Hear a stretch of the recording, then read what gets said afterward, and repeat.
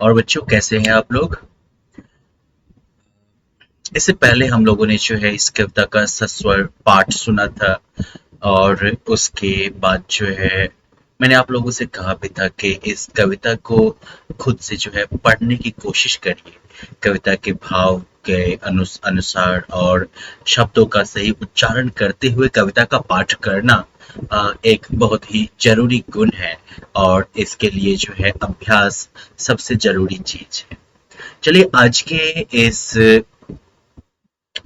अ, कक्षा में हम लोग जो है इस कविता के भाव को समझने की कोशिश करेंगे। लेकिन इससे पहले जो है कवि का एक संक्षिप्त विवरण हमेशा जो है अ, उपयोगी होता है। तो इस कविता के कवि या लेखक रामधारी सिंह दिनकर जो है वो हिंदी साहित्य के एक बहुत ही प्रमुख लेखक, कवि व निबंधकार थे। इनका जन्म 23 सितंबर 1908 को बिहार राज्य के मुंगेर जिले के सिमरिया गांव में हुआ था। इन्होंने अपने जीवन काल में अनेक प्रतिष्ठित पदों पर कार्य किया। इन्हें राष्ट्र कवि की उपाधि से सम्मानित किया गया तथा इनके उर्वशी काव्य ग्रंथ पर भारतीय ज्ञानपीठ पुरस्कार दिया गया। इन्हें भारत सरकार द्वारा पद्म विभूषण की उपाधि से भी अलंकृत किया गया। 24 अप्रैल 1974 को इनका निधन हो गया। लेकिन अपनी रचनाओं की वजह से, अपनी लेखनी के माध्यम से दिनकर जी हमेशा अमर रहेंगे। अब इस कविता के संदर्भ में अगर बात की जाए तो दिनकर जी ने यह कविता भारत के वीर सपूतों को संबोधित करके लिखी है। कवि जो है वीर रस से भरे हुए इस कविता में कवि जो है वो युवा पीढ़ी का गुणगान करते हुए बताते हैं कि आज का नवयुवक गुणों के मामले में अपने पूर्वजों से किसी भी भांति कम नहीं है और वह अपने देश की प्रगति के लिए मर मिटने को तैयार है। उन नवयुवकों के स्वर का ही प्रयोग करते हुए कवि जो है वो लिखते हैं, हम भारत की नई किरण हैं, हम दिन के आलोक नवल। हम जो है भारत की नई किरण है, यहाँ पर नई किरण, हम दिन के आलोक नवल। हम जो है दिन की नई किरण है, रोशनी है। तो यहाँ पर जो नई किरण या फिर नवल आलोक का जो प्रयोग कर रहे हैं कवि, इन दोनों का आशय एक ही है कि वो भारत की नई पीढ़ी की बात कर रहे हैं, भारत के नवयुवकों की बात कर रहे हैं। और साथ ही साथ जो है ये भी बता रहे हैं कि ये जो नव पीढ़ी है, ये जो नवयुवक है, ये बिल्कुल जो है प्रकाशमान है, इनका भविष्य उज्जवल है। ये जो है कह सकते हैं कि काफी प्रभावशाली व्यक्तित्व से धनी है ये सब। हम नवीन भारत के सैनिक, धीर वीर गंभीर अचल। हम नए भारत के सैनिक हैं जो कि धीर है, मतलब कि कह सकते हैं कि स्थिर है, वीर हैं, गंभीर हैं हम, और हम हिलने वाले नहीं हैं।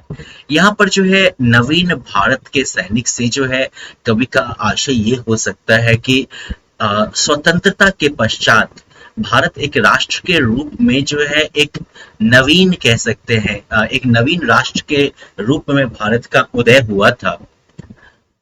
आजादी के पूर्व के भारत का जो भारत था, जो परतंत्र भारत था, अंग्रेजों की गुलामी से जकड़ा हुआ जो भारत था, उस भारत के बाद, आजादी के बाद जो है एक नए भारत का उदय होता है, एक नए भारत राष्ट्र का उदय होता है।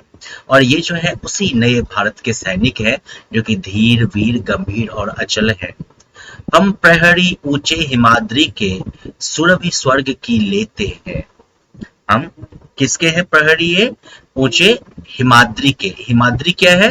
तो हिमाद्री जो हिमालय की बर्फ भरी चोटियां हैं, उनका नाम है। तो कवि जो है यहाँ पर हिमालय की चर्चा करते हुए कहते हैं कि हम जो है उस ऊंचे हिमाद्री के प्रहरी है और हम जो है सुरभि स्वर्ग की लेते हैं, हम जो है स्वर्ग का सुगंध लेते हैं।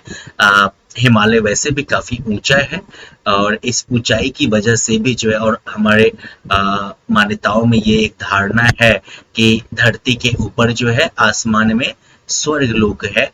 तो हिमालय की ऊंचाई के संदर्भ में कवि कहते हैं कि हम जब इन हिमालय की चोटियों पर खड़े होकर अपने राष्ट्र की रक्षा करते हैं तो हम जो है स्वर्ग की खुशबू वहां से लेते हैं। हम है शांति दूत धरनी के, छां सभी को देते।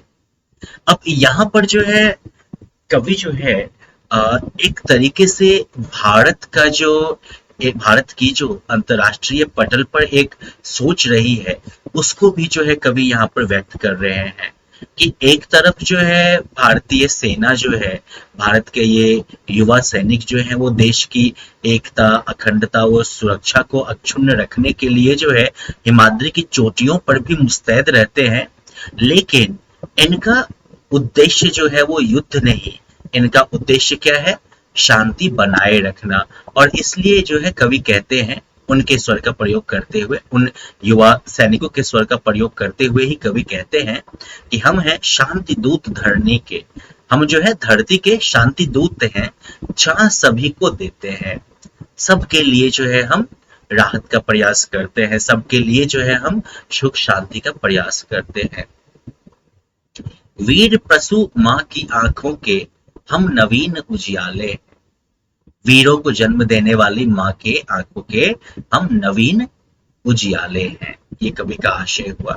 तो मतलब कि वीरों को जन्म देने वाली माँ के ही हम संतान हैं और उनकी आंखों के हम नए तारे हैं, उनकी आंखों की हम नई चमक है, उन्हें भी जो है हमसे बहुत ज्यादा अपेक्षा है, उन्हें भी हम पे बहुत ज्यादा विश्वास है। गंगा यमुना हिंद महासागर के हम रखवाले हैं। गंगा यमुना जहां उत्तर भारत से होके बहने वाली प्रमुख नदियां हो गई, वही हिंद महासागर जो है वो भारत के बिल्कुल दक्षिण में अवस्थित है।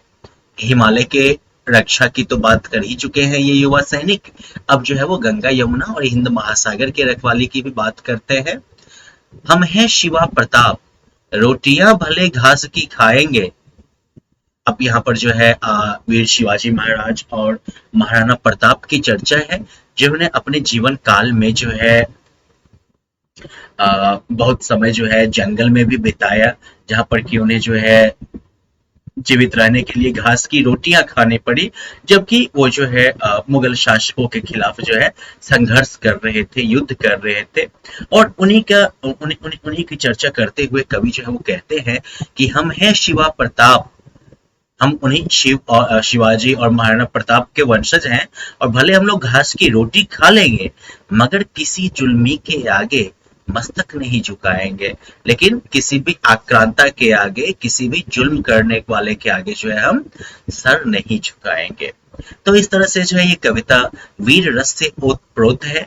इस कविता में कवि जो है वो भारत के युवा सैनिकों के स्वर में जो है इस कविता को अभिव्यक्ति देते हैं।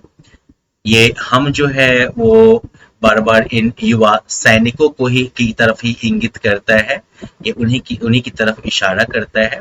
और इस कविता के माध्यम से कवि यही बता रहे हैं कि ये जो भारत के नवीन युवा हैं, जो ये युवा सैनिक है, नवीन भारत के ये नवीन जो सैनिक हैं, इनके हाथों में देश हमारा जो है वो पूरी तरह से सुरक्षित है।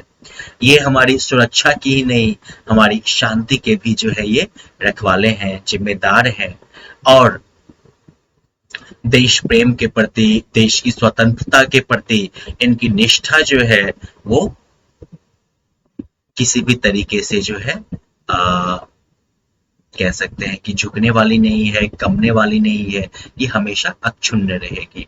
तो चलिए, ये रहा दिनकर जी की इस कविता का आशय। अब इस पे आधारित इन प्रश्नों के उत्तर देना आपकी जिम्मेदारी है। अगर कहीं कोई समस्या आती है तो फिर हम लोग उसे जो है क्लासरूम में डिस्कस कर सकते हैं। अब हम लोग मिलेंगे अगले लेसन में, अगले कक्षा में, जहाँ पर कि हम लोग जो है इस पाठ से संबंधित व्याकरण की चर्चा करेंगे। तो मिलते हैं फिर अगली बार। Bye bye.